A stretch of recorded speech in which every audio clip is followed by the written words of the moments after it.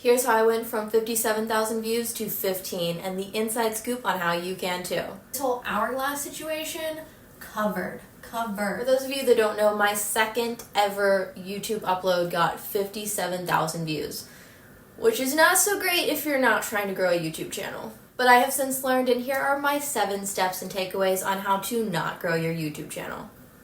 First and foremost, if you ever have a video that takes off, you want to make sure that you never make a video on that topic again. The goal here is to stifle any momentum that you gained from that initial output. Otherwise, if you capitalize on that gain, you're just going to create a feedback loop that snowballs out of control, and before you know it, you have 1 million subscribers.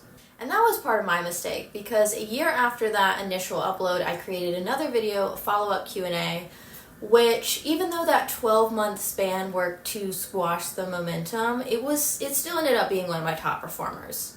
And going along with number 1, number 2, you really want to make sure that you are not showing up as an expert at anything. It's really important to blend in and just make a bunch of random videos on whatever you feel like. This works to ensure that you don't stand out, which is going to keep those subscribers away and keep those views down for you.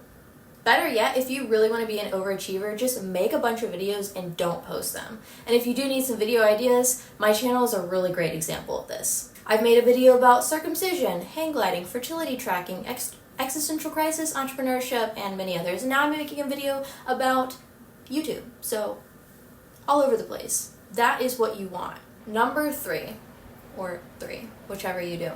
You want to make sure that you're filming in a really noisy spot. And this is the one that I tend to struggle with. Ideally in a car, that could be a good spot. I was going to say your car, but let's be real, it doesn't really matter how you came upon this car. What matters is that it's in a very busy, distracting area with trashy lighting and clutter in the back seats. However, a little caveat for you, some people can actually make that work, where the scenery adds a sort of intimacy and edge to it, especially when paired with a soulful message.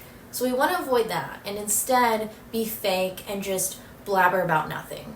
And while my setup isn't like that, I know, practice what you preach, but what is working is how bland this is, because it works both ways. Too bland, too busy. We gotta have one or the other, no balance. And the reason the blandness works is because there's no point of interest, so it tends to turn people off with boredom. In the age of the goldfish attention span, this is not doing anything for anyone. And I don't have a mic, so my videos don't produce that also satisfying crisp sound that is really satisfying for people to listen to. Number 4, and this is another one that I've been struggling with recently, is you really want to make sure that you're very fractured and not consistent in any way. Meaning that not only do you want to make sure that all of your videos are wildly different, but you also want to make sure that you are different. That you have no brand recognition, otherwise people start to recognize you, then they start to like you, then they start to get all clingy, and they follow you, and then they start watching all your content, and then they tell all of their clingy friends, and then all of a sudden your channel just whoop. Number 5, and I feel like this should just go without saying, but you want to make sure that you're not promoting your channel in any way, including to family and friends. All of their extra likes and support is like adding gasoline to a wildfire. I mean, just disastrous.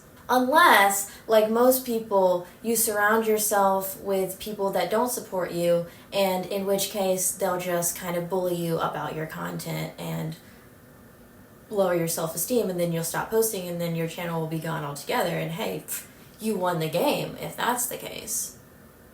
You just beat the whole freaking system. Number 6, you also want to make sure that you are not following the golden ratio and that you're covering your attractiveness, because that's what the human eye is drawn to. It loves symmetry. This whole hourglass situation, covered.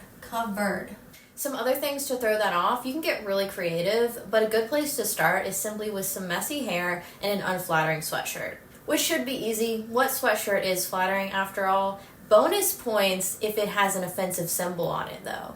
Worst case scenario, it works in your favor and you develop a cult following. Best case scenario, your whole channel gets taken down. And last but not least, number 7, you also want to make sure that you are posting your videos sporadically.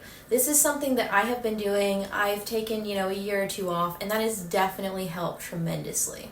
I mean, I don't want to brag, but my views experienced an almost 100% decrease from 57,000 to 15. I mean, that's impressive. And while I can't guarantee the same for everyone because, let's be real, you just don't see numbers like that, if you follow these 7 steps, you'll be well on your way to not growing your YouTube channel. So happy stunting. Comment down below which was your favorite step. Actually don't. That'll hurt my progress. And definitely don't be a rebel and subscribe because we like to be rule followers over here. So anyway, catch you guys next time and back to your regular programming. Like, comment, and subscribe.